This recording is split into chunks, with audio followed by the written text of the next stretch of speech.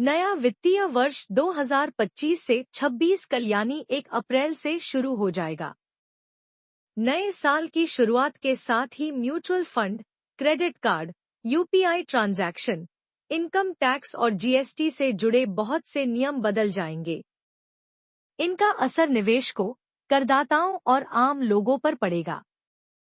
इसलिए अगर आप mutual fund, credit card, UPI transaction या इनकम टैक्स से जुड़े हैं, तो नियमों में होने वाले इन बदलावों के बारे में जानना आपके लिए बेहद जरूरी है।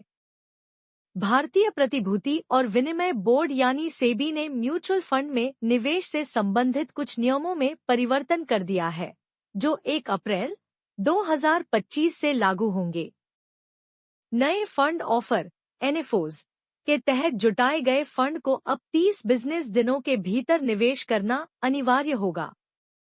यदि कोई एसेट मैनेजमेंट कंपनी एएमसी इस अवधि में निवेश नहीं कर पाती है, तो उसे निवेश समिति की मंजूरी से 30 दिनों का और विस्तार मिल सकता है। 60 दिनों के भीतर भी निवेश नहीं होने पर एएमसी को नए निवेश लेने से रोक दिया जाएगा और निवेशकों को बिना किसी पेनल्टी के एग्जिट की अनुमति मिलेगी। सेबी ने स्पेशलाइज्ड इन्वेस्टमेंट फंड्स एसआईएफ्स नाम की एक नई कैटेगरी शुरू की है, जो म्यूचुअल फंड और पोर्टफोलियो मैनेजमेंट सर्विसेज पीएमएस के बीच की श्रेणी होगी।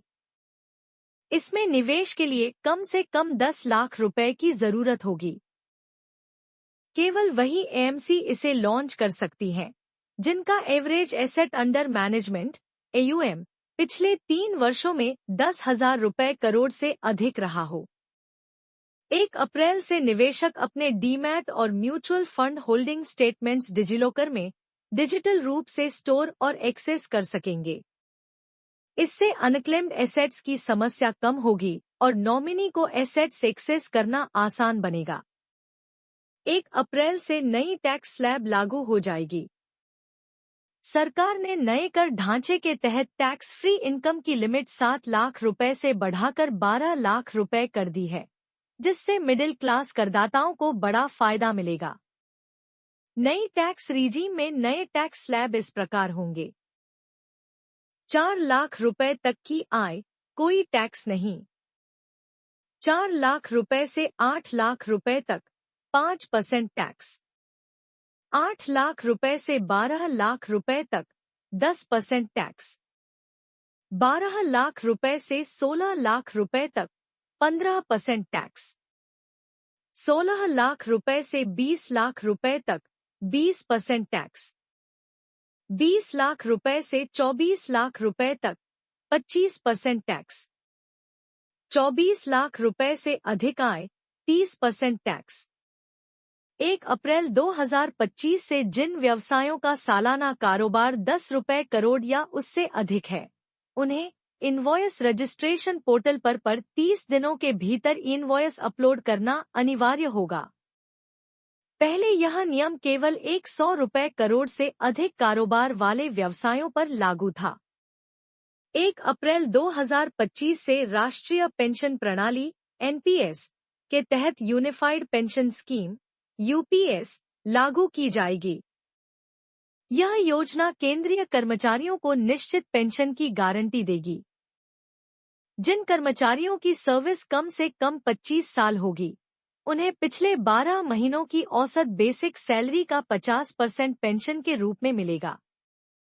राष्ट्रीय भुगतान निगम एनपीसीआई ने बैंकों और पेमेंट सर्विस प्रोवाइडर्स पीएसपीज को निर्देश दिया है कि वे 31 मार्च 2025 तक अपने डेटाबेस को अपडेट कर लें।